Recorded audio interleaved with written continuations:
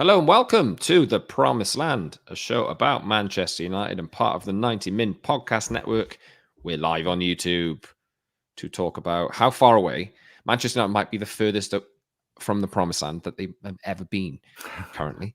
That's debatable, Scott. How bad is it, Rob? Well, it's very bad, isn't it? We're here again. We're here again. We're talking about the manager again because this is how it goes. I'm sick of it, Rob. I know you've been particularly affected by it, Scott. Sick to the back teeth, bored of having this conversation, but we'll do it anyway. Let's go. I'm with you. But we thought, obviously, off the back of this Manchester derby, some of the relatively horrendous things that we did see during this football match, but I think also for the whole of this season, that there are questions on both sides of the fence, or people obviously Ten Hag in, Ten Hag out, and all of that rubbish that we hear all the time. I think there is some valid comment on both sides of the fence. So we're going to try and talk about that today. Yeah, if you're watching on YouTube, please get in the live chat. Kerwin saying another live show. Nice. Yep, we do try. And we did say we want to do more. I'm away at the back end of this week, so it might be difficult for me to do a show later this week. So we just thought we'd give you this little extra treat, especially off the back of Man United 0, Manchester City 3. Could have been 4 based on XG, could have been worse. But yes, if you're listening on an audio platform, again, apologies. Audio platform later. Apologies, because this is a little bit of a different form, but hopefully we'll still get you enough for you to consume without the images of me and Rob on YouTube. But subscribe wherever you get your pods and watch us on YouTube, where we are now. The Promised Land and Manchester United podcast. Like the video, subscribe, leave a comment, and hit the notification bell so you never miss a show. And follow us on socials at @_ Saunders, at @Rob_B, and at Promised Land MU for the show as well. Get your comments in. We're seeing them already coming in. We'll try and read them out throughout the show. But Rob, what is your dominant feeling after yesterday? Disappointment, I think is the word. I think before the game, Scott, you'd said that as long as United didn't get hammered and put in a shift, that you'd be all right with that. And I'd said, well, I kind of want to see a little bit more. I want to see some tactical work. I want to see some, football acumen from the players. But overall, I kind of agreed. Like, I didn't want us to get thrashed. And I think if Andre Onana didn't probably have his best game for Man United yesterday, and I did think that was probably his best football match for us, even though he conceded 3 and did make one half mistake, you could have lost this 6, couldn't you? You could have lost this by 6 yesterday quite comfortably. The other thing is, Scott, I don't actually think City were at their best. I think they were a third gear. They weren't that good. I've been watching comment and punditry and people talking about it, obviously, on Twitter, saying that's the best City have been all year. I think Haaland even described it as that. He said, that's the best we've played this season. I watched that game and I thought that was Man City in third gear. And Man City did dominate large parts of the match. I thought Man United were really good, Scott, for 10 minutes. First 10 minutes, I thought they had control. After that, like we'll talk about it as well with the penalty. I don't know what you think about it. I think that's just an awful call. Well, let's get out of the way. That's not the reason United lost. No. I think if it wasn't given, maybe the result would have been... I think they still would have lost anyway, given how it panned out, and City would have scored first. Yeah. But, if you see that penalty given, you give that 4 times a game. And I think that was my issue with it. Like, I'm not saying it wasn't a penalty, but at the same time, like, if you're going to give that as a penalty, you should probably give it more often than you give it. The reason they supposedly gave it, and this is where I have like real contention with it, is now another stupid PGMOL mandate rule of drop zone. Where's the ball dropping in the drop zone? And that's what they look at. So if you're in the drop zone and you foul someone, it's a foul. But outside the drop zone, they're kind of just not going to look at it. So in that moment, Scott, it's pretty clear. And if you watch it slow motion and in real time, and we saw it right with our own eyes, 2 Man City players set screens, basketball screens, where they go into someone's face and obstruct them and allow Rodri to make that run through the middle. That's a foul before the foul. So there you go. You actually see Marcus Rashford being held in that moment. And yet, because the ball was dropping into that drop zone, they called it as a penalty. It's a joke. As you just said, I think that's like 3 penalties a game if we're going to go like that. And the PGMOL have talked about physical contact being okay. I honestly, he doesn't, like, he's got his arm around him, but he doesn't grab him. He doesn't pull a shirt. He doesn't obstruct him. And Rodri goes, ah, and it's a penalty. It's a joke. It is an absolute joke. And you're going to give penalties 3, 4, 5 times a game if that's now the new mandate from the PGMOL. But I heard today the VAR on it. And I think it was... You heard it? I heard it today. Yeah, they released some of the audio. Did they? Earlier on. That. It was Oliver, isn't it? It's Oliver, our top referee in England, yeah. And he goes, and then they spoke to on Sky Sports as well, the former referee. What's his name? Dermot. No, not Dermot. The other one. I've lost it. Complete. You know, their referee, their specialist referee that they're using this year from the past, and he was like, definite penalty, absolutely. It's rubbish. Oh, Mike Dean was on the Mike Dean, sorry, of course. Mike Dean was going, definite penalty. You can tell what they're saying. Rob, they're going to say that. Of course they're going to back their mates. Like, of course they're going to say that. We're 6 minutes in. This ain't the issue. It ain't the issue, but it's not a penalty. Not for me. And if it was the other end, I would be saying the same thing. Fair enough. Let's jump into some comments to start with. We have titled the show and the episode, Will Man United back or sack Erik ten Hag after Man City defeat? We have Michael Hill saying the Glazers can't afford to sack him and get a decent replacement anyway. Very valid point. You know the issues with FFP that United have. Mm-hmm. And I'm seeing the graphic going around of how many players Erik ten Hag has brought in, and people are looking at it and they're going, wow, he's had his chance. Look how many players he's bought. Like nearly half of them are loans and free transfers. I know that some of the players that cost a lot of money, yes, you can question them, but like, you know, he ain't got his entire, like, no, I'm not even going to go that way because it's futile at the moment. Not too high, not too low, but this was unpleasant, says 9 Snagger. We've got Soggy saying, it's funny how this conversation keeps coming back every 2 seasons. Yes, I'm so annoyed and bored of having this conversation over and over again. And for people to tell me to my face, the manager's the problem. Why is the manager always the problem? This is what I want to get to the root of, but nobody seems to listen or wants to listen. Let's see. Was saying the comments made by Erik post-game made no sense. We will talk about those later in the show, so please stay tuned for that. Con says very, very worried about managers, fans turning on the manager already. We're there. People are there. Yep. Aaron saying same old every 2 years. There's only one position that can be changed or swapped, unfortunately. And there's absolutely loads of comments coming in. It's time to sack ten Hag, says Steve. Okay, so let's dig in a little more. We've done the penalty, right? We've done the penalty, and for me, like I said, I think maybe it's a pen, fine, whatever. But my issue was give it all the time if it is a penalty, because we see that quite often. We saw the Højlund foul at Arsenal, which wasn't even checked, and I'm like, what's the difference? I don't get it. He actually was in possession of the ball when he was dragged down. So what's the difference? But anyway, let's talk about what do you want to do first, Rob? What do you want to do first?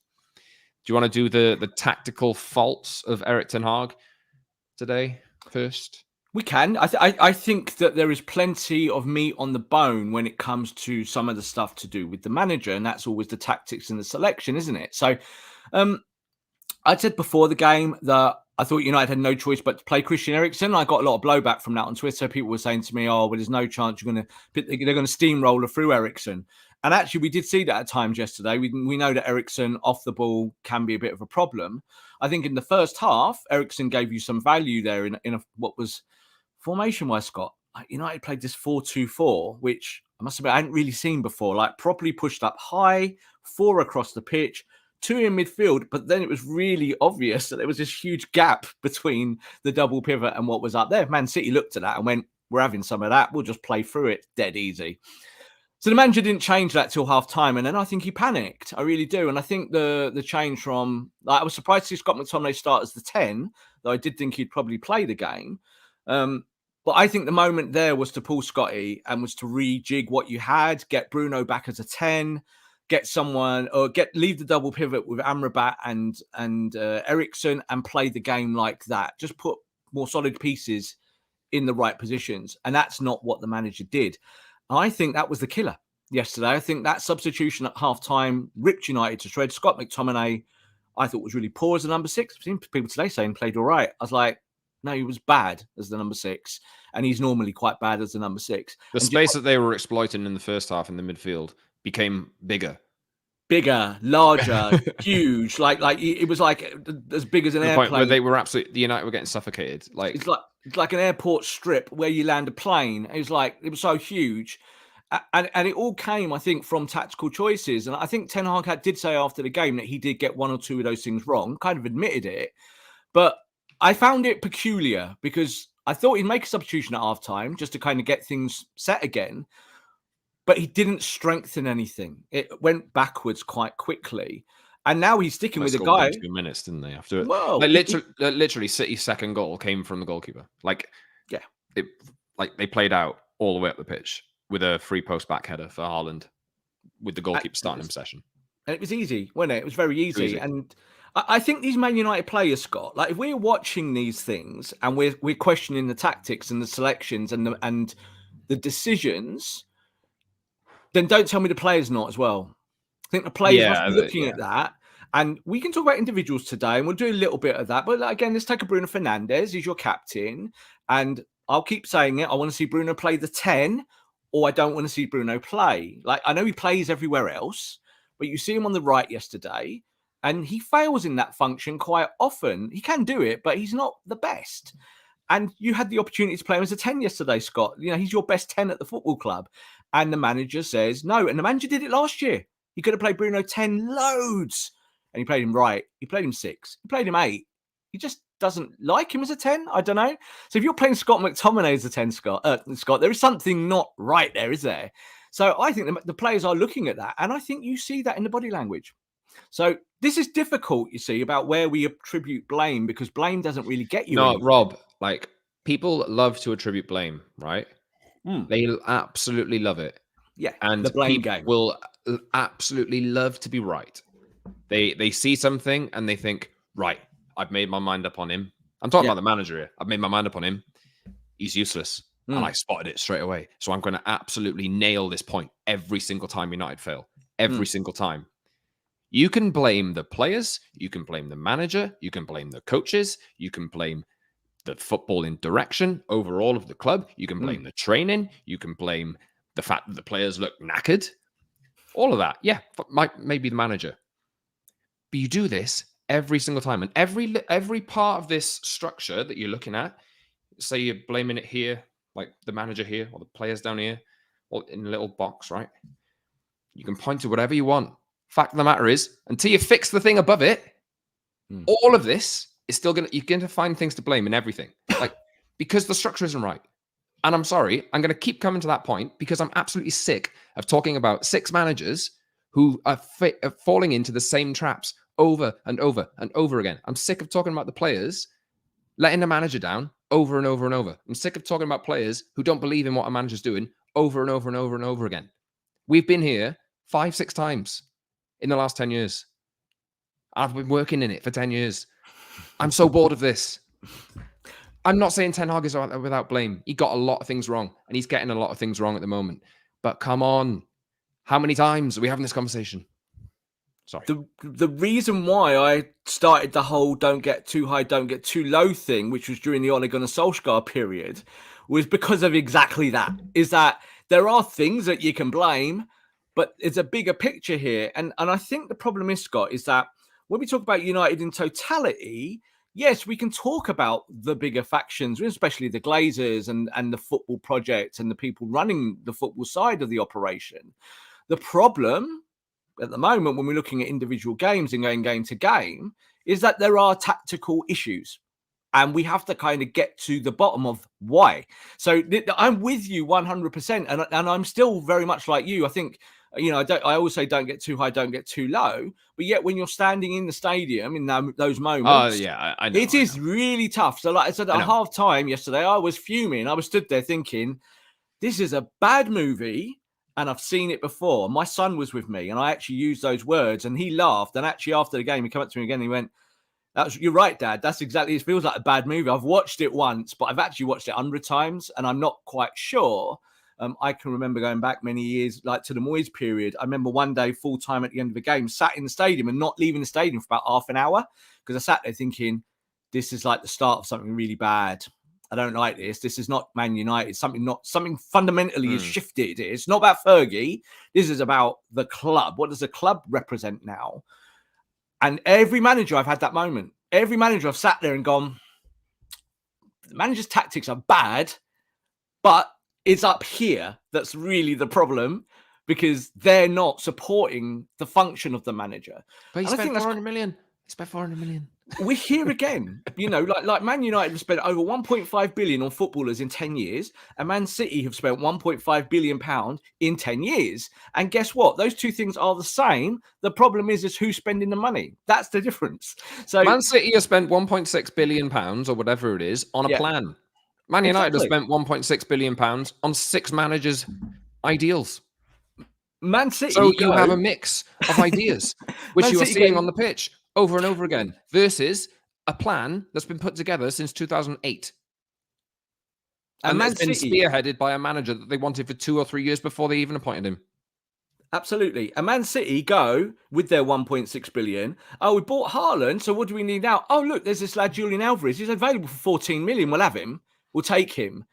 So that's how you do proper business in football. Man United just do not do that. They don't. They splurge. They look at a player. They go, oh, we want him. Oh, Harry Maguire, do you know what? For a year, we won't pay 80 million. We want to pay 50 million. Oh, we'll pay you 60. Do you know what? We'll pay you 60. Oh, do you know what? We'll pay you the 80 million. All right. That's what they do. And they do it over and over and over again. They are weak. So I don't blame Ten Hag for that. Obviously we know who we blame for that. It's upstairs. It's the football department. Gary Neville said yesterday that that there's a toxic atmosphere around Manchester United's football department. I don't disagree with that. But I also look at what we've seen from the end of last season through pre-season and into this year. And there are things that this manager isn't getting right. So this is where the balance of conversation has to be one way or the other, because there's no doubt that I think with Jim Ratcliffe coming in, we'll talk a little bit more about him today, about what their football project could be versus the kind of day-to-day running of Manchester United by Erik ten Hag. Because there is a conversation now, I think, on both sides. It's not a blame game, but we have to kind of dig into the detail because some of the detail, Scott, it ain't great. Tell us what you all think. The Glazers are such an easy cop-out. Ten Hag compromised his principles for results last year, and this will be his eventual undoing. I mean, potentially, yes. Like, we'll talk about that, right? We will talk about that. But it's not a cop-out. I'm not having it. I'm sorry. Because any failing business, the definition of insanity is doing something over and over again, right? And expecting different results. United are caught in that loop and have been caught in it for 10 years. And I'm not going to pour all my energy into saying the same thing about another manager who's failing. Other managers have come in who've been better than Ten Hag, like in terms of what they've achieved in their careers, in terms of the football that they've played, maybe this kind of thing, and in terms of their ideals, this kind of thing. Every single one has got to this point. Yeah, every single one has got to the point where the players are not carrying out the instructions. The players are not trying hard enough. They've all got there, and eventually it might be the manager's undoing. So it's like, how much do we want to? I know, Rob, you want to talk about the tactical failings, and I think it completely warranted. We do have to talk about it, but with the caveat that, all right, go change it then. We'll be back here in 2 years having the same conversation. We might be back in 2 months having the same conversation. Maybe, yeah. I think the thing is that there's also have to be a kind of wider fundamental about football, yeah. And this is how football, I believe, works. This is my opinion, not everyone else's opinion. Is that in football, 1, 2, or maybe 3 clubs a year win stuff. All the other teams don't win. They might win some games, but they don't hit their heights. They only get maybe close enough. You might get one team that is a relegation for the team and comes mid-table, and that's a hugely successful season. Then again, you get your Brightons, your Brentfords, your anomalies, yeah? Most teams fail. The average tenure of any manager in the Premier League is 2 years, right? This is what most clubs do. Unfortunately for us at Man United, is that, yes, we believe we're the biggest club in the world. Yes, we've got all the history that we would ever want, but we are like every other club now, Scott. That's what it is. Oh, yeah, totally. We're not Man City. We're not Arsenal. We're not even Liverpool yet. We're that team now that strives. We are the sleeping giant. We strive to be the best. But the truth is, when we play teams from the mid-table, 8th to 10th to 12th, we're not actually that much better than them. That's the truth. No, we're not. So the problem is, Scott, is that we have to have this conversation every year or two, because we get to that point where we go, but we're Man United, beat the chest. Okay, cool. But we're not really Man United. We're not Bobby Charlton's Man United. Yesterday, we all stood there with a tear in our eye with saying goodbye to Sir Bobby again. And we were the modern Man United that fundamentally hasn't got tactics, hasn't got style, hasn't got grace, hasn't got energy, hasn't got a lot of stuff. And that's why you have to break it down and then start talking to Erik ten Hag directly about what he really wants. And I think the problem here, Scott, is for a lot of fans, and I said to you this off camera, is that yesterday when he pulled Højlund on the 70th minute or whatever it was, that was the worst reaction I'd heard towards the manager in his 2 years or 18 months at the football club. People went mad. Do you hear his reason why he did it? What did he say? What was his reasons? He said he has to manage his minutes. What was that? Sorry? He has to manage his minutes. Right. Okay. And he's used that for loads of players. Loads. He says that quite a bit. And it's prearranged. I think there was a game earlier in the season. It was Højlund, actually. You're right. Earlier on in the season, when he had that knock and he came back in, he could pulled him after 60 minutes. He was playing really well and pulled him after 60 minutes. And we looked like a real mess, a real hot mess after that. So I think the thing is that when you are chasing a game at 2-0, which is what it was at that point with 20 minutes to go, do not tell me that you can't still win that game. So maybe keep your striker on. And there was a big reaction from Stretford End. There was a lot of booing, hissing. People around me were properly in Ten Hag. There was shit like pointing and a lot of like, what are you doing? And then after the game, Scott, obviously after losing 3-0, people I spoke to him around the stadium all said very similar things, which is like, we like Erik ten Hag. We just do not like how he's coaching at the moment. We don't like it. And he's not helping his players. Now, that's where you hit that brick wall, because it's public opinion, isn't it? It's a bit like politics. Is that once it swings, it's swinging away from you. Ten Hag has got to get this back under control. And the time. Do you think he can? I think there's a different circumstance this time. If there was no potential Jim Ratcliffe, Paul Mitchell, Ineos on the horizon, I think we would be on. I tweeted yesterday. I think we're on a fast track to that point anyway. And usually, if a manager gets to a point like this, they ain't coming back from it. Nope. And I've looked at it for a few months. I think United play Liverpool on the 16th of December, something like that. That's the day. Usually is. D-Day. It's happened before. Mourinho lost 3-1 at Anfield in December, and they sacked him. And then they brought Nolly. And it's easy. And then you get a lovely immediate reaction of, oh, the pressure's off now. I've got some new fresh ideas. I can let myself go. I can start playing with a bit of confidence again. And eventually they lose faith in that guy as well. All these players. But let me get back to these comments now. Juddy Sports. Scott, fans online wanting De Zerbi now. It literally doesn't matter who the manager is at the moment when you don't have a football structure built around them. I couldn't agree with you more. Absolutely spot on. I agree. Ashish says, hi, Scott and Rob. Hope you're well. Ashish from South Africa. First and foremost, please greet your Rugby World Cup champions. Fantastic performance from South Africa the other day. Sia Khaleesi is one of the best sportsmen sports personalities in the world. Second, why is this manager so stubborn when it comes to Bruno and Rashford? I know you tell me. Yeah.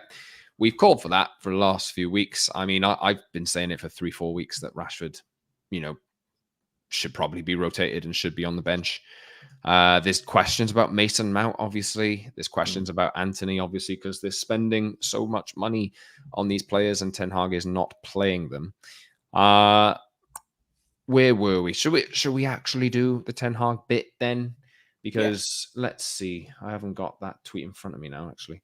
I need to just talk a second, Rob. Oh, I've got it. Somebody's tweeted me. Somebody's tagged me in it. Okay. Not your tweet, because you did tweet it this morning. But just for the benefits, I'll read it out for everyone since people are listening on audio as well. So was this quote, Rob, after the game yesterday? I believe it was with Dutch journalists yesterday, I think. So, Viaplay, I think it was. Yeah. He was asked, Ten Hag, that is, When will you be able to play the same football with Manchester United that you showed at Ajax? And this is a quote that's been shared. There's 3 million views on this tweet, right? He said, never. We will never play that football because those were different players. This is also not why I came here. We're playing different football than I showed at Ajax because I have to, because I can't play it the same way. The players decide how you play. Ajax is a very typical and characteristic style of play. With Manchester United, I will always show different football.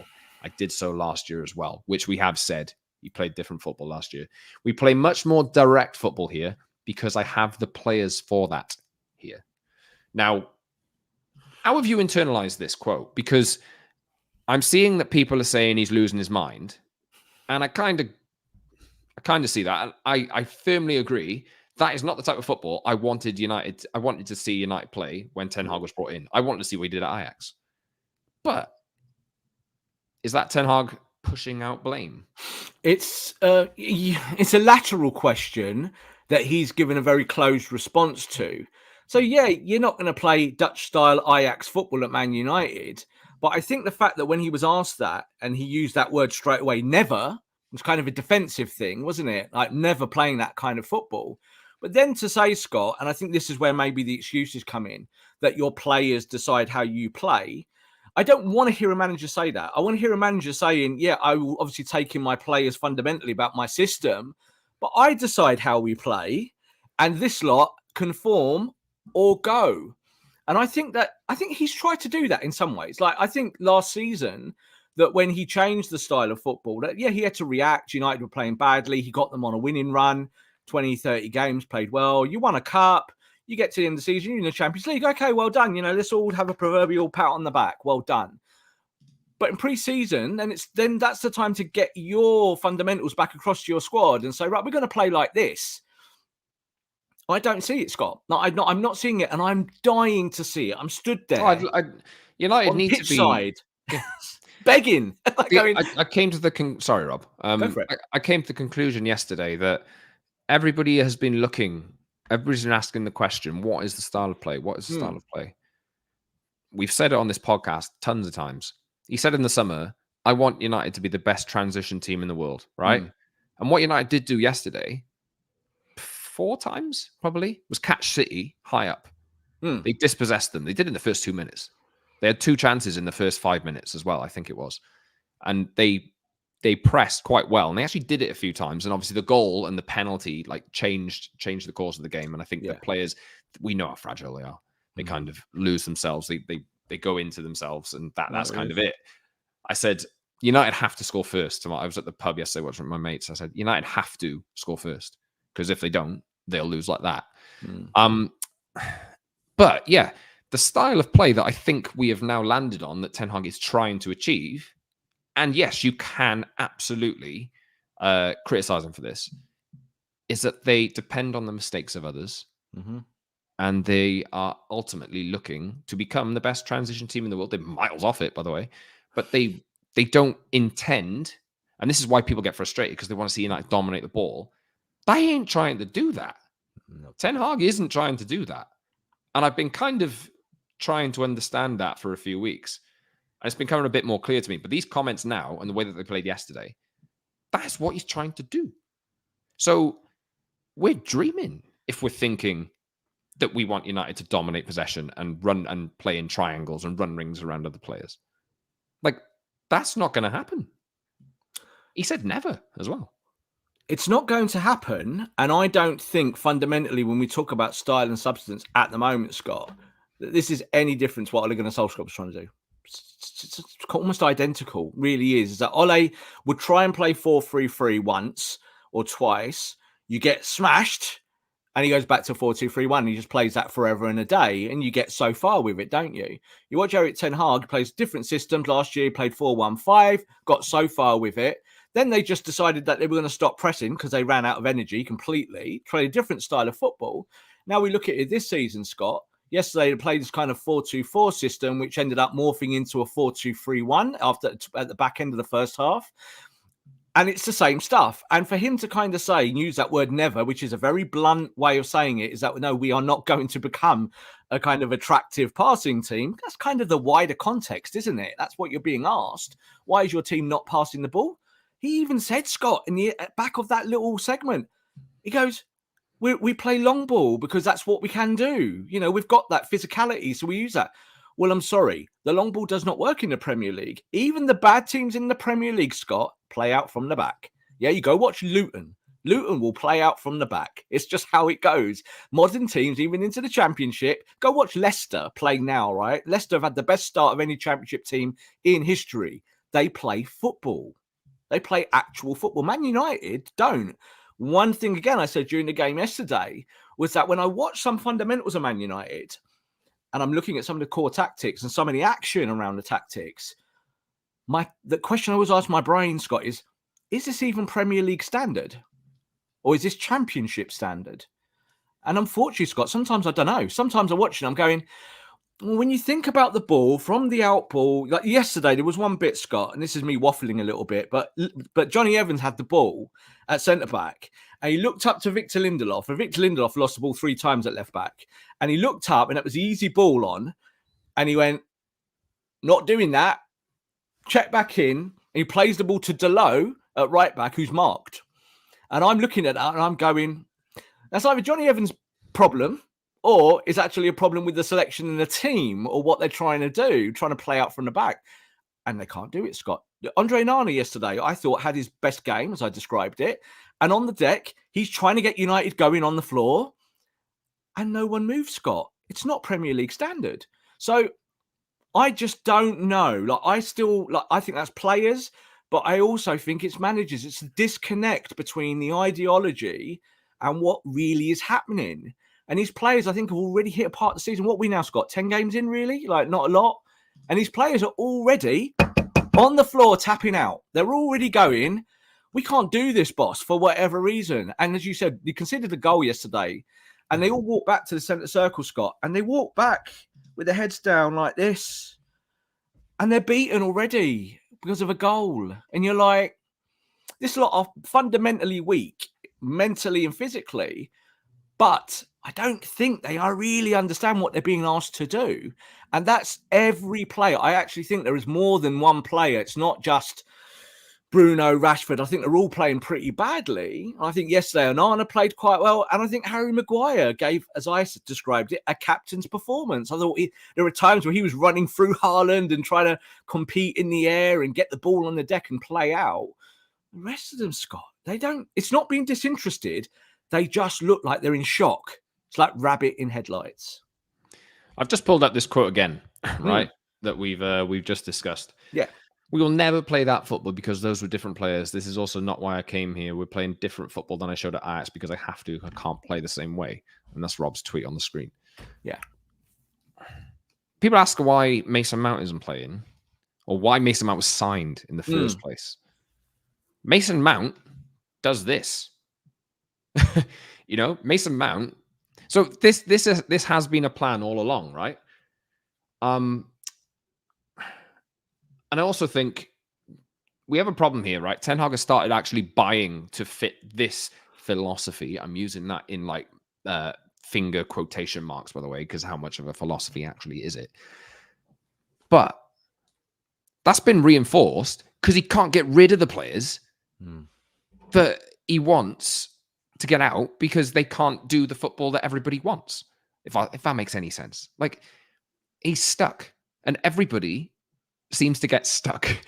Because the hamster wheel. It's a hamster wheel. It is. Yeah. It is. So, as much as, like, I don't want to see United play like this. And I think we've seen enough of it now. Does that mean Ten Hag is incapable of coaching like he did the Ajax players and playing that way in the Premier League? I don't necessarily think it does. I just think the plan that they have decided on is this, and the plan's wrong. Well, he brought a few of them with him, didn't he? Like, he has bought Ajax-like players, and as you said, the plan is over. Let's just talk about Mason Mount very quickly, because, you know, we did question it at 60 million about what are you going to get from Mason Mount and what you're trying to achieve in the midfield. And And Ten Hag reinforced this, and Mason Mount also reinforced it. And that he was coming to Man United to be a number 8. That's what he was going to do. He wanted to be a number 8. Ten Hag really likes him, likes the press, likes what he does. And he played number 8, I think, for all of 2 games. Then he got injured, and they've brought him back. And yesterday, we saw this when Mason Mount comes on at half time, is that Mason Mount went straight to the number 10 position, right? He went up there. You had Eriksen deeper in the double pivot, and you had Bruno Fernandes on the right-hand side. I would muse this, is that if you've got Scott McTominay in your team who you've decided doesn't fit what you want to do, and yet for the 90 minutes you kind of stuck with him in 2 key positions, the number 10 in the first half and the number 6 in the second half, and maybe bring Mason Mount on either on the left or the right. Maybe, if you're not happy with Mason Mount being your 8, bring Bruno Fernandes back in as the 10. I think the problem is here, Scott, is that he is on this hamster wheel, is that he's not quite sure every decision he makes comes with bigger risk factors. And I think maybe he's even comfortable with. He's trying to mitigate risk rather than saying, well, look, I know that Scott McTominay doesn't fit what I want to do, so I'm just going to leave him on the bench and I'm going to bring him on for 10 minutes to rescue me against Brentford. I'm cool with that. Bruno Fernandes is your best number 10 at the club. Play him as your number 10. If you see that Mason Mount is not really cutting it as the 8, use him in the wide areas where he was really good for Chelsea back in the day. Use him in there. We're talking about whether you play Marcus Rashford or not. That conversation is going to go on and on and on. Why don't you just rest Rashford at times and try these other players that can play these systems? But I don't think Scott McTominay running your midfield from 6 and 10 in a whole game over 90 minutes is particularly educated.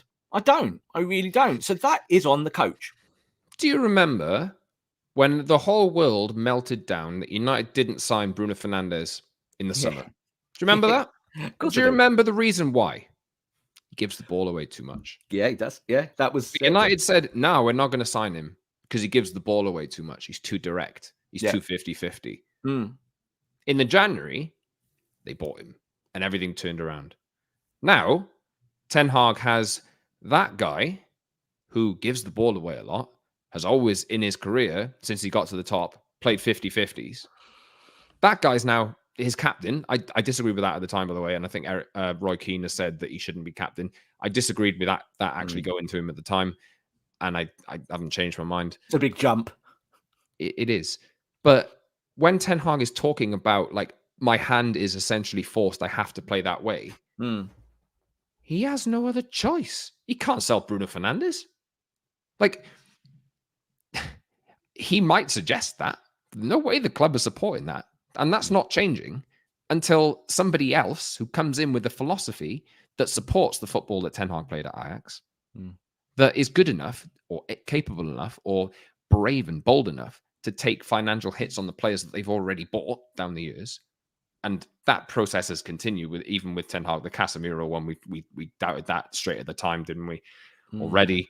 And there's other players in there as well. Anthony's getting a lot of stick, but they could have bought him for half the price 3 months before they bought him. They could have. Is that Ten Hag's fault?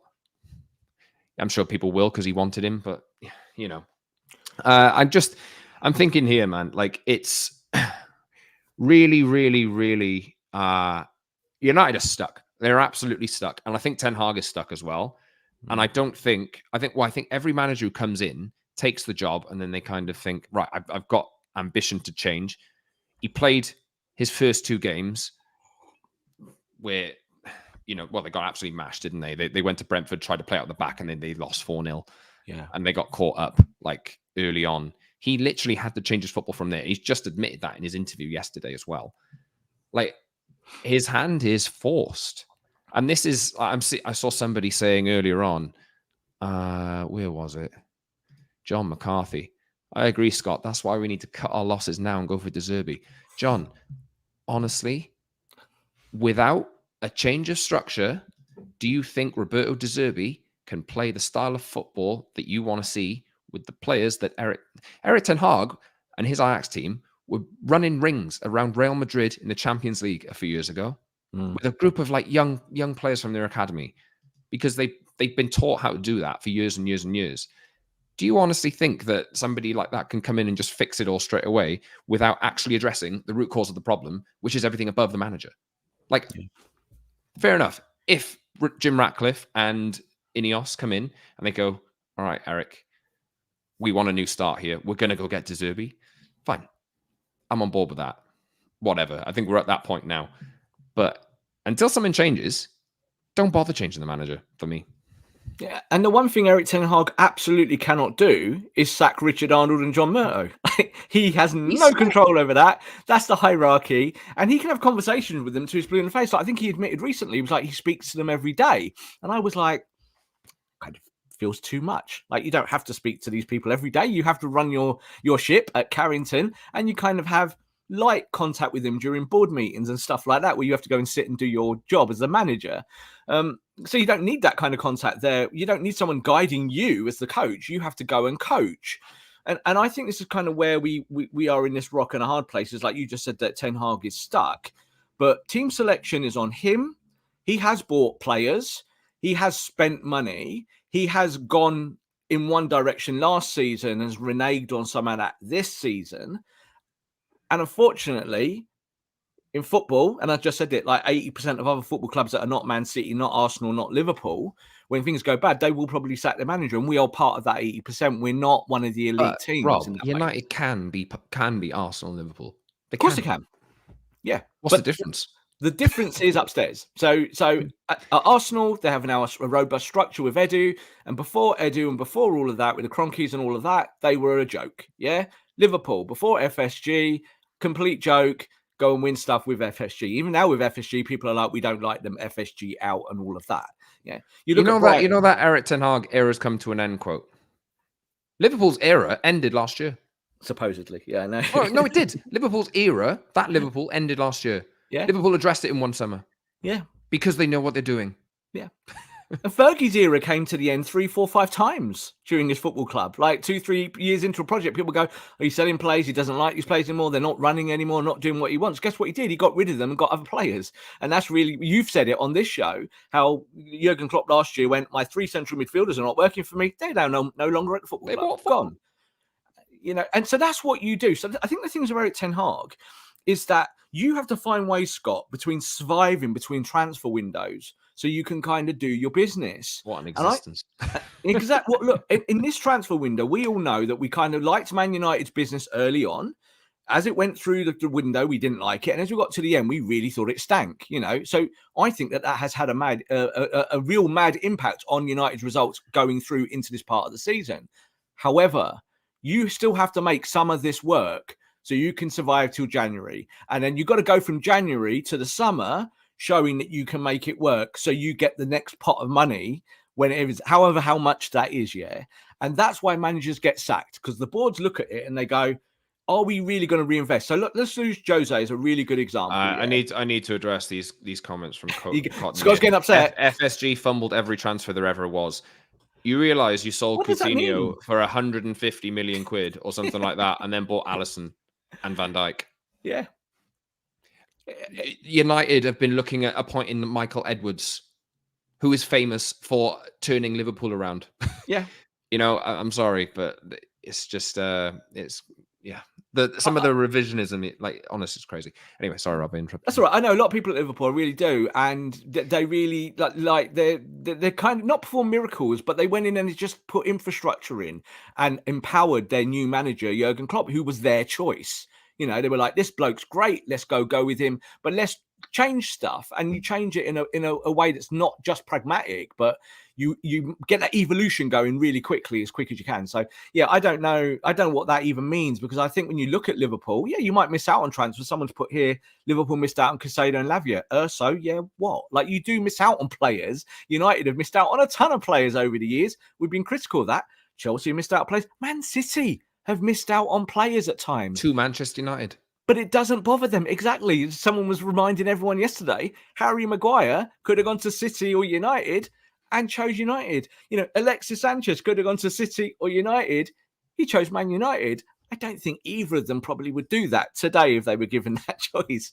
But I think the thing is, it's like we can use these core examples. What we're really talking about is just having the acumen at that level, just people going, having proper ideas. Because we know that Man United's board doesn't really have a Scooby-Doo when it comes to football. They just don't. They just want to sell these shirts, the badge. They're brand managers, they're consultants, they are they're accountants, And that's that. So a lot of it is on Erik ten Hag. We can talk about his signings and stuff, Scott, and I think that's more subjective because I think you kind of do that year to year.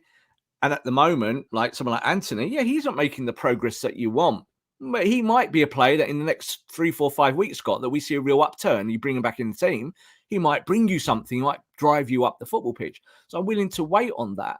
But for me, it's the tactics game to game with what he's using. And I do think that there's big questions to be asked, and they're no bigger than any of the previous managers. Like, I think Jose did it. Jose was great year one. He even said to us at press conferences, he was like, I want to play the Man United way. Well, after 2 years, he was like, nah, I'm doing the Jose way now. Going backwards, I'm doing what I want to do. Ole Gunnar Solskjaer was the flip. Ole was like, just didn't have the depth of tactics, but just wanted to attack. And we didn't get anywhere there either, did we? Got to a European final, got second in the league, but that's that. I think Ten Hag is now somewhere in the middle of that boat, kind of going, well, I've got my fundamentals, I just can't do them at this football club. Well, if you can't do them at this football club, Scott, guess how it ends? It doesn't end well. That's not going to just flip, is it? It's going to end up with him being shown the door because someone else will go, I can change it. There'll be a manager out there, De Zerbi or someone will go, no, I've got the plan. And that's what the boards look at. They look at someone who's objectively pushing it from the core. Ten Hag's kind of whispering, isn't he, in plain sight? I don't know if I can do what I want to do here. There's no way that boards are going to stick with that. They won't like that. So how does Ten Hag turn it around then? I know we've talked about on this podcast, and I agree. Like, he does need to show that there is what's the opposite reward? Punishment for poor performance. Yeah. Carrot and stick. I think yes, I agree. I think he should be a bit more ruthless. But like, you look at the style of play, this kind of thing. Can you honestly expect I know Varane was on the bench, but even he's not the best ball playing centre half in the world. How can you expect that to happen with Leicester's Claude Puel 2019 centre-back pairing? Yeah. How can you expect that in 2023 against the European champions and treble winners? Like, Kobe's coming back. He was on the bench yesterday and this kind of thing as well. But what in the immediate short term, what can he do? Or does he have to change his ideas in order to turn things around? Or do you think he's already lost the players? Because that happens a lot. Also, like the stream, by the way, if you haven't already and you're watching. I think he's on a trajectory to losing his job. So that's the way I think we are going. You said it like 10, 15, 20 minutes ago. You went, this is how it's going.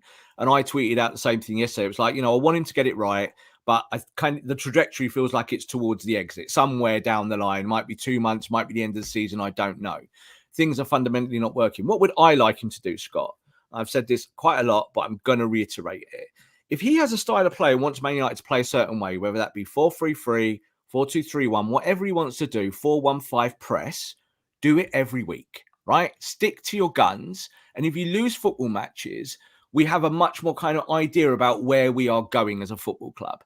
So it doesn't mean that if he loses a ton of matches, you won't get sacked. But I think from a fan perspective, if you see that someone is trying to push you towards a direction, you can swallow a fair bit. You can look at it and kind of go, well, it's bad today, but we're trying to do the right things. I talk about Hannibal, I talk about Manu. I'd have both those two lads in our midfield now, without a shadow of doubt. I'm bored of talking about Marcus Rashford. I'm bored about talking about Bruno Fernandes. Put these players on the bench, tell them that they're still your guys, pat them on the back, but say you're getting 20 minutes today and not 90 minutes. Because when you pay 90 minutes, we're rubbish. So let's find a way. That has to be on the manager. You said on one of our previous shows that when you drop one of those big players, specifically Bruno Fernandes, that the blowout is bigger. Well, what we're seeing now is people like Roy Keane, former Man United captains, going on telly saying they should strip him of the captaincy. Don't strip him of the captaincy. Just do what you did to Maguire last year and tell him he's sitting on the bench because he's not cutting it. And that's okay. It's a football decision. So for me, that's where he has to go. Play your talent. Make it so everyone knows what you're trying to do. Tell them in press conferences saying, I'm going to stick to this. Don't be wishy-washy. Don't say, I can't do this. Oh, I've got to just do what my players want. Say, I'm the coach and I'm fundamentally going to do this. Postecoglou's gone into Tottenham and he said that. He went, I got style of play. I nearly did an Aussie accent there. I won't do it because like this is being professional. But he's there going, oh, look, I know what I want to do and I'm going to do it. And this lot have to do what I tell them. That's my job. That's it. Fundamentals. Erik ten Hag has gone from being a no-nonsense coach last year, Scott, to I think a bit wishy-washy this year. This year, he's kind of he's definitely coming up with excuses. He's definitely fallen victim, I think, to. I said this before. I think that United have a habit of ruining people, and like this is like a grim. You and me. this is I don't like using this comparison, but Manchester United is a cancer, and unless you remove the root, unless you remove it, everybody or every part of that institution will fall victim to it. Yeah, and that's what happens. And I think Ten Hag he's even fallen into that trap now. It's taken him probably since the League Cup final, really, wasn't it? I think that was where it started to turn around. But yeah, I mean, he's certainly on I think I tweeted yesterday, he's on a fast track to potentially getting sacked. I mean, there's other issues here which like FFP and the change of the footballing direction, this kind of thing potentially. Which might end up changing the course of which way this is going. But we've seen this story tons of times before. Like the stream if you haven't already. Subscribe to the podcast, this kind of thing. But Rob, still got some time left. I'd like to ask the audience a question. Like we can look through the comments, but I'd like to ask the audience a question because, as you just said there about behind the scenes, like we know that change is kind of coming. Like we're going to have a new football direction. What I want to ask fans and constantly ask them, and I'll ask our audience here, is what do you want? What do you really want from someone who comes in at board level, puts in new investment, gives money towards the stadium and is going to infrastructure, build all that stuff. Carrington will get a refit and all of this. What do you really want to see change? Because I do see a lot of people who are in the camp of the Glazers have caused all this. And I think you and me both agree with that. It's been the Glazers management. I also see a fair amount in a minority saying, well, none of this has got anything to do with ownership. Like when you're talking about tactics, Rob, this is about one bloke and his coaching stuff. It's basically Steve McLaren. Like Steve McLaren's there going, right, this is what I think we should do, Erik. Let's work together and do this on a training pitch. I watch Steve McLaren in the warm-up every game and what he does with the lads. And it's funny enough because he plays as an opponent and he goes really close to a striker. So he's telling them, well, what I want you to do is roll me on there and we're going to feed the ball off there. And they practice that over and over and over again. So that's clearly a tactic, isn't it? Something they do. I watch games, Scott. They never do it. They never ever do that. They never feed the ball through to Hoyland to roll a defender. I kind of go, well, there's something missing here. So I think I want to ask our audience. I want to say to them, what are you looking for? I know everyone would take winning, Scott. If we just won, then people can, stand quite a lot of stuff, can't they? But I want people to tell me. I want to hear what they want to say. Because for me, I want to see a philosophy. I know that's what I want. I want to see a manager come in. And I can take losing then. I can take bad performances. What I can't take, Scott, is no identity and no idea and players being that disconnected from the coaching staff. Counter argument. How can you expect the same players? Because it is largely the group of same players. Yeah. Lepers don't change their spots. Another famous Roy Keane quote about these players who put managers under the bus over and over again. Like, I'm sure that Ten Hag comes out in every single press conference and asks them to run, to put their effort in. We ain't seeing that. And it's a double-edged sword because maybe the players don't trust what Ten Hag is trying to get them to do. If he's saying, I want to play transition, I don't want to play like Ajax used to, this kind of thing. Maybe they want to play football a different way. But at the same time, they have a lot of previous of doing this when they've had enough. They do. And I don't think that will ever change until this whole thing is sorted. Like I really think that Ten Hag can maybe change his plan, this kind of thing, but we're still going to see United losing. Hacker suggesting Zidane. That's a disaster waiting to happen. I'm sorry. No, thanks. That is an absolute disaster. Don't want to be a Glasgow team. No, thanks. United need a bigger personality than Ten Hag in Zidane. IMO.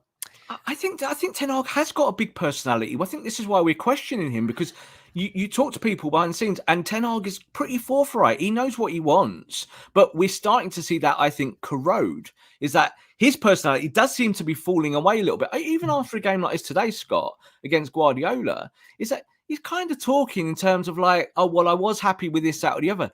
You can't really be happy with that performance. Like, you can't. He said after the game as well, Scott, in his presser, he goes, I'm really happy with the camp.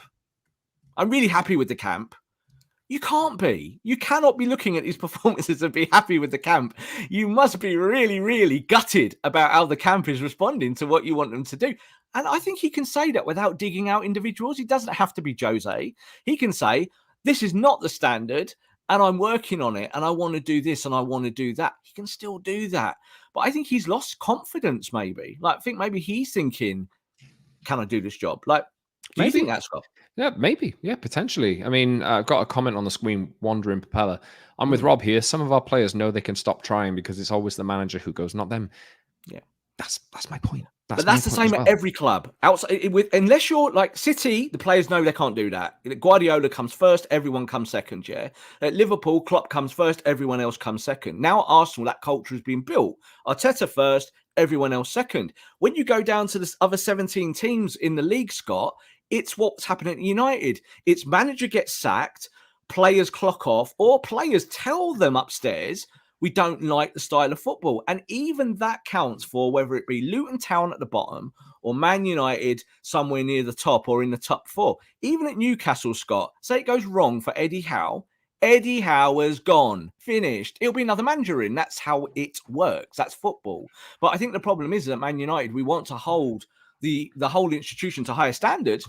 We ain't there. And Erik Ten Hag is just part of that 10-year cycle, in the same way that Jose was, in the same way that Van Gaal was, Ole was, Moyes was, even Ralph Rangnick. Ralph Rangnick came in and told them how to fix it. And they went, we don't like this guy telling us stuff we don't like. Mm-hmm. Get him out quick. He upset the apple cart. He upset the apple cart. And he was right. So he was right from day one at Man United. So this is part of the issue. We can talk about the Glazers till we're blue in the face, but you can't make them sell them, Scott. I can't make the Glazers sell their shares as it stands. So we have to go and talk about just the football side of it. And it's the same for Erik Ten Hag, is that he still has a pretty good squad. When you put that squad up against, outside of that top three I just said, they're still a better squad than, say, Tottenham Hotspur. But Tottenham are flying because they are on a trajectory. Man United are kind of going, 10th this year might be where we're going. And that's, I think, honestly, and I've said this before, I said this when I think Ollie was there, maybe Rangnick. They need to come 12th.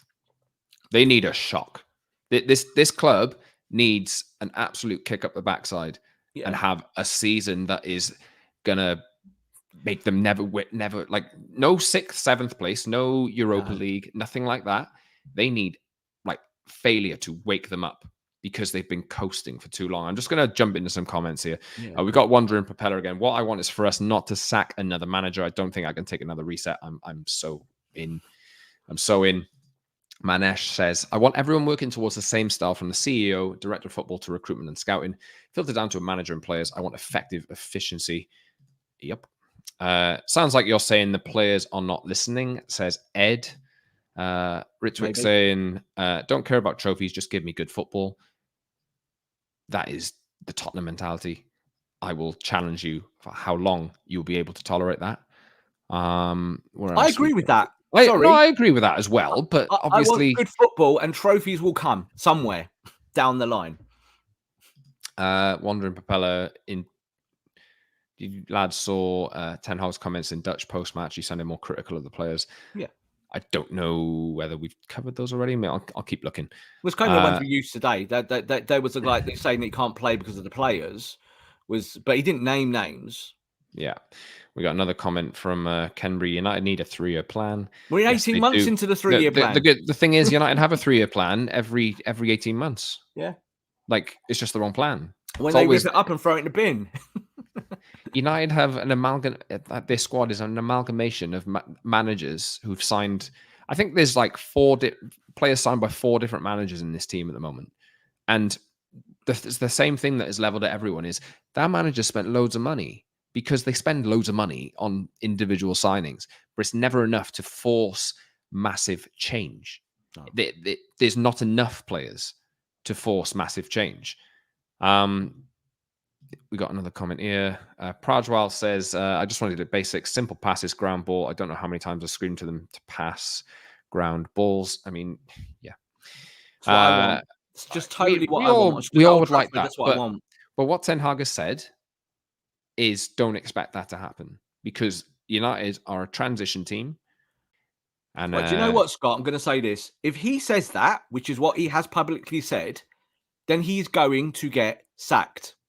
Simple. he said it. He said you though, can't say it and say that's what you're going to do. No, but he said that from the very beginning. So surely the people who employed him are they happy with that? Oh yeah, probably because they can use the players that they've already had in their squad that are used to playing that way. But they can't be happy if you say to a guy, "You've got 1, 2, 3 years to go fix this," and then you go through certain periods where form is bad, where you give up on passing the football correctly. Like you have to keep trying, and that's this is, I think, where we've got to. Why we're having this show today is that it's not just about players fundamentally downing tools. Like I didn't watch them yesterday and feel like they're not trying. They just haven't got a clue. They don't know what they're supposed to be doing. That has to be some of that on the coaching staff. It has to be. Last year, we said with Marcus Rashford that they brought in Benny McCarthy, and suddenly Man United had a plan in the final third for Marcus to put the ball in the net. And guess what? It worked. This year, you got a brand new striker, and no one knows how to use the number 9. So that's not right. That's not just individuals. That is looking at the fundamentals of coaching. And I'm worried about that because passing the ball from A to B is just a given. Like the comment there about ground balls. You have to still do some of it. You cannot give it up. You have to believe in what you believe in and you live and die by it. And if you get sacked for that because you tried doing what you wanted to do, you go to Pep Guardiola. If he got sacked for trying to do what he wanted to do, he's not going to be bothered. He goes, well, I get sacked from, I know what I want to do as a coach. Bielsa at Leeds, when it all went wrong, Bielsa went, I don't care. I'm Bielsa. I do what I do. And I'm going to keep doing it everywhere I go. And I think for Erik Ten Hag is that he's given some of that away. Last year, we want to be a great football club. We want to win stuff. This year, he's kind of already backing away from that and saying, oh, the players are making me do certain things. Sorry, Erik, they won't get sacked. You're the one that will carry the can. And it's unfortunately it's creeping closer, isn't it, towards that exit. I don't want that for him. I want him to manage these players and get it right. I don't feel good about it. Did you see Anthony's face yesterday on the bench, Scott? Did you see that when they zoomed in on him? Yeah, when he did substitution, Anthony went there and was like, well, Anthony's Ten Hag's boy. He wouldn't bring him on. So you can see there is some of that happening in the squad, isn't it? Is that his players are kind of going, hang on, I'm not quite sure what's happening here. And you read it on their faces. Marcus Rashford's face, you can totally read he's not happy. You can absolutely read it. Bruno Fernandes just constantly unhappy. But that's what happens when you lose games. But I think more than that, Scott, it's just when you lose hope. And I think these players at the moment... Yeah, I think we are getting to that point. And that's the problem, is that when hope erodes... then the only thing that happens is change manager. And that's the same for 17 clubs in the Premier League. The other 3, you might get away with it. Klopp got away with it last year because he said, my midfield's rubbish, I need to buy a new one. And he did. And they look quite good now, don't they? I was watching them the other day and I'm like, yeah, this Liverpool team looks the real deal again. They're back very quickly. Everyone said he should get sacked last year. But I think this is the thing for Ten Hag now, is that I think he's going to have to perform some kind of minor miracle between now and, say, the January transfer window. I cannot see where these performances are going to come from, Scott, unless he really gets radical. And for me, that radical has to be get Hannibal in the team, get Manu in the team, build a midfield around energy. These players will run for you and then see if their quality can eke out onto the football pitch and you can actually get some more balance. The Man United are totally imbalanced at the moment. We'll wrap it soon. One more thing, Rob. Let's say the ownership doesn't change. Could happen. What happens next? Let's say the ownership doesn't change and Ten Hag gets sacked. What happens next? Well, then they just go get De Zerbi, and it all happens again. And then it's just another 2 or 3 years of the same stuff. Because there's no way De Zerbi can play the Brighton football he plays at Man United. It won't happen, because that football is not actually De Zerbi's football. It's actually Graham Potter's football, and it's been a hybrid, and he's taken it on to another level. But he's done that with such an amazing set of foundations for the building. The building is solid. At Man United, there isn't a building, Scott. There's no brickwork. It just is like there's a gust of wind and the house of cards falls down very quickly. So you get De Zerbi, it doesn't work. Like, I know one of the comments there was, go get De Zerbi. That's not how it works. Someone said Zidane. What? Zidane needs... Zidane, I know he won the Champions League like a few times, right? Notoriously famous for just vibes football. Like, yeah. No tactics. Like I'm just going to have all my like amazing players just play the way whatever they want. I'm just going to enable it. That is literally what you're asking for. And that is literally what we have seen these United players have for years. That goes down the road to sacking within 6 months. De Zerbi probably does as well, because there's going to be some players there who have big egos and think I've achieved more than you in football. And if you upset me, whatever, I'm not going to bother. Get ready. Rob, I tweeted this yesterday and we talked about it before we started the show. Right? And my entire point here, I know we have to have a conversation on the manager. I know. But I am sick of having conversations about managers, right? Remember, Ole Gunnar Solskjaer and his coaching staff were getting criticized for not having a style of play, for not having any idea what they were doing. Michael Carrick and Kieran McKenna were in that coaching staff. They were labeled useless, right? Kieran McKenna has turned Ipswich into an absolute, I'm not saying a juggernaut, because they're second place in the Championship. I think they've won 11 games out of 13, right? They're playing some brilliant stuff. That's Kieran McKenna, who's one of Solskjaer's coaches. Michael Carrick turned Middlesbrough around last year from absolute relegation fodder to nearly getting promoted. And they've had a difficult start this year, but he's recently turned it around. I know they lost at the weekend. Both of those managers have an idea of what they want to do, right? And they were called absolutely useless at United for 2-3 years because Ollie wanted to play a different way, because he only had the players that were capable of playing counter-attack football at the very top level, because of a transfer strategy that has been mixed over the last few years. So my point here is that everybody in this institution is beneath themselves. They are all playing and all operating beneath their full potential. That is the concern. And when they leave, when they get away from that awfulness, and I include Ten Hag in this as well, I don't think he's as bad as people are making out. No. He's not. And maybe he'll go somewhere else and actually play the football that he did at Ajax, and just, that'll be it. But sorry, Rob, I'm frustrated today, and I'm going to be frustrated for most of the day. My point is here that United are broken as an institution, and if you escape it, you got a better chance of reaching your potential. So actually address the actual problem rather than looking at the manager, who is not blameless. He's not blameless. You can have both. It's not black and white. It's not one way or the other. But address the root cause of the problem before you address, is that guy again? Is this guy again? Let's spend another 10, 15 million on sacking him and get someone else. Sorry. Scott, I'm glad you took the show towards the end like that, because we've spoken about it off camera, but I will speak about it a little bit more on camera about two guys you just mentioned there in Kieran McKenna and Michael Carrick. Do not be surprised if the Manchester United /Glazer/ even Radcliffe answer to some of this is that if you decide that Erik Ten Hag isn't your man now, you've been with him for 18 months and you go, don't want to give this guy another 150 million, 250 million, whatever it takes. We're not overly impressed from the core of the football club. Do not be surprised if you see that the next Manchester United coach is either Kieran McKenna or Michael Carrick. Do not be surprised, because it's being talked about. So that's where we are, is that those two guys' stock has risen. And there was always a lot, especially with Kieran McKenna, that if you go away and prove it, we love you as a coach. Like we really do as a football club. We'd love you back here one day if you kind of, prove yourself. He's doing some great things at Ipswich. Now, it is only Ipswich. Ipswich are a bit of a sleeping giant when you think about the context of football clubs in this country. Certainly the biggest club from that part of the world. You know, their Norwich fans might not agree with me, but Ipswich Town are a team that have got history. And I think he's showing at Ipswich what he can do both tactically and technically, and with his own recruitment at the club.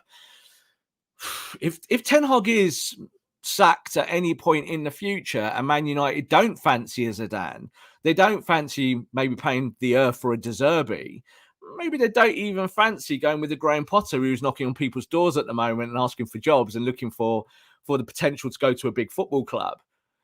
Don't be surprised if United go backwards and go and get one of those guys that were on Ole Gunnar Solskjaer's people, because they were highly thought of from the Man United establishment, and they still are.